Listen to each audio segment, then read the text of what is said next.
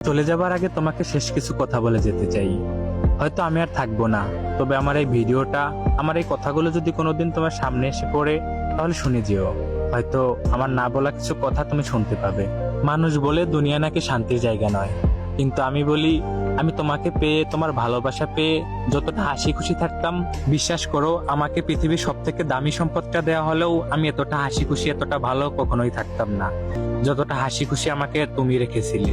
আর তারপর তুমি আমাকে যখন শত অবহেলা দিতে শুরু করলে, আমার থেকে দূরত্ব বাড়িয়ে দিলে, তখন জানি আমার মনে হতো আমার পুরো পৃথিবীটাই আমার থেকে দূরে চলে যাচ্ছে।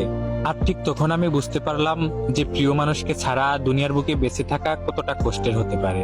আর তখন আমার আশেপাশে থাকা মানুষের বলা সেই পুরনো কথাগুলো মনে পড়লো, যারা একসময় আমাকে বলেছিল যে দুনিয়া শান্তির জায়গা নয়, দুনিয়া হচ্ছে কষ্টের জায়গা। দুনিয়া যদি শান্তির জায়গা হইতো, তাহলে আল্লাহ তাআলা কখনোই জান্নাত বানাতেন না। আসলেই আমি সেটা বুঝতে পারিনি। আমি তোমাকে ভালোবেসে আমার জান্নাত আমি দুনিয়ায় খুঁজে নিয়েছিলাম, তাই তো এই কষ্টটা আমার পাওনা ছিল। তবে এখন আর কোনো কিছু হারানোর ভয় নেই। একসময় যেটা হারানোর ভয় করতাম, সেটাই তো আজকে হারিয়ে গেছে। তবে তুমি ভালো থেকো তোমার ব্যক্তিগত জীবনে, আর আমি কখনো বাধা হয়ে দাঁড়াবো না।